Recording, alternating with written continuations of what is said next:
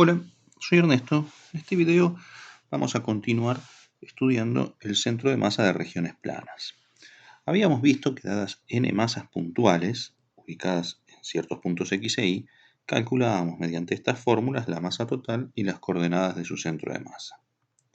Por ejemplo, en esta distribución de tres masas, habíamos visto en el otro video que el centro de masa estaba ubicado en el punto de coordenadas 6 y 4,4, que es donde se equilibran de algún modo las masas. Pero si en lugar de masas puntuales tenemos una distribución continua, ¿cómo se calculará en este caso el centro de masa?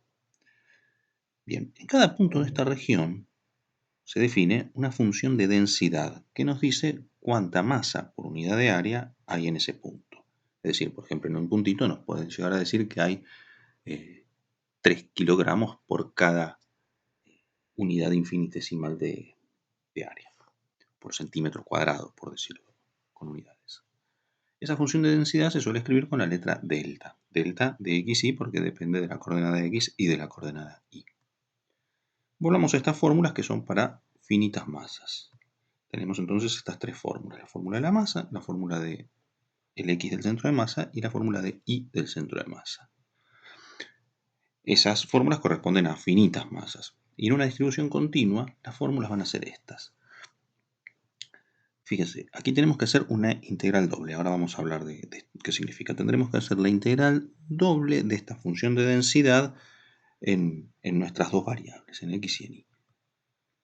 Es decir, en lugar de sumar masas, que era lo que hacíamos con finitas masas, tenemos que integrar la densidad en cada punto. Integrar es sumar, es decir, que hay que sumar todas esas densidades. Bien, la cuenta análoga para el x del centro de masa y el y del centro de masa es esta que está aquí. Fíjense que la masa es reemplazada por la densidad, y la x reemplazada por una x, y la y es reemplazada por una y.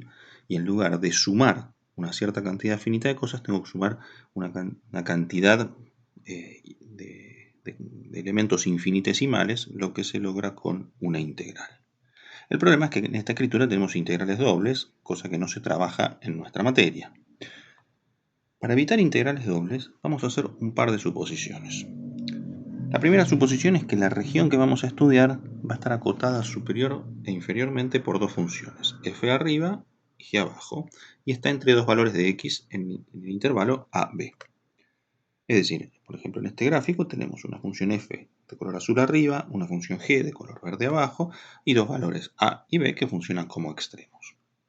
Vamos a suponer además que la densidad es constante, es decir, que tenemos un número constante de densidad para toda la región. Con estas suposiciones, la primera de las fórmulas, la masa,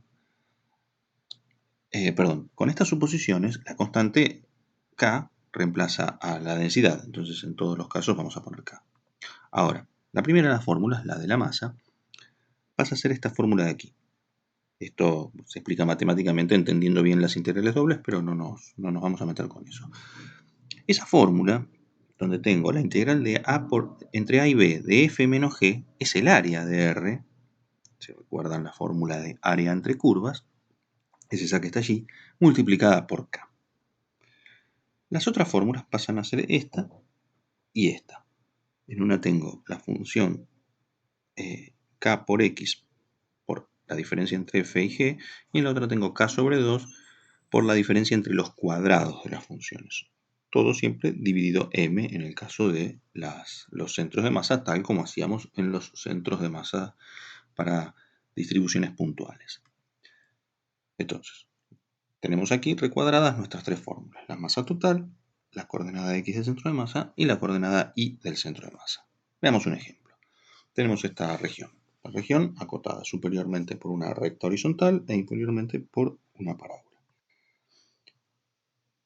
Veamos que cumple las condiciones que dijimos bajo las cuales se pueden aplicar estas tres fórmulas. Por abajo tenemos esa función g, esa cuadrática x cuadrado menos 2x más 2. Arriba tenemos esa función f, constante igual a 5, y está entre menos 1 y 3. Bien, la masa entonces es k por f menos g integrado entre a y b. Bien, reemplazo por las fórmulas de f y de g, acomodo los paréntesis, consigo una primitiva. Primitividad de menos x cuadrado es menos x cubo sobre 3, la de primitividad de 2x es x cuadrado, la primitiva de 3 es 3x. Esto a evaluar en 3 en menos 1 y restar. Con cuidado aquí con los paréntesis, teníamos que hacer esta cuenta, reemplazar por 3, reemplazar por menos 1, restar. Esto da 9 en un caso, menos 5 tercios en el otro. 9 menos 5 tercios nos da 32 tercios por K. Es decir, que esa es nuestra masa, 32 tercios por el valor de K, que en este caso no nos lo dieron, así que debemos dejar esa K. Si K fuera, por ejemplo, 3, entonces eso tendría una masa de 32 kilogramos o gramos, lo que nos hayan dicho en el enunciado. Vamos con la coordenada X del centro de masa. Tenemos que hacer esa integral y dividir por el resultado que obtuvimos en M. Vamos a hacer esa integral aparte. Reemplazamos por F, por G. La K está multiplicando, de modo que la saco fuera de la integral. Acomodo los paréntesis, distribuyo la X y tengo que integrar esta función. Su primitiva es esta de aquí, x cuarta sobre 4, 2x cubo sobre 3, 3x cuadrado sobre 2, a evaluar en 3 en menos 1 y restar. Evalúo, tengo estos resultados, resto y me da K por 32 tercios. El mismo número que antes. O sea que tengo que la coordenada del centro de masa es K por 32 tercios dividido K por 32 tercios. Bueno, un número dividido el mismo número da 1.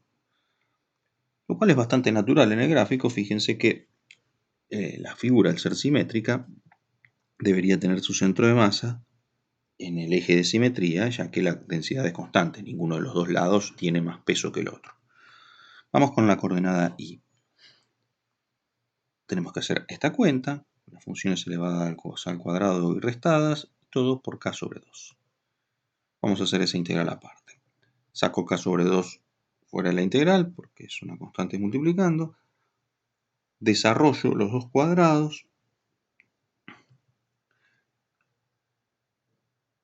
Consigo una primitiva.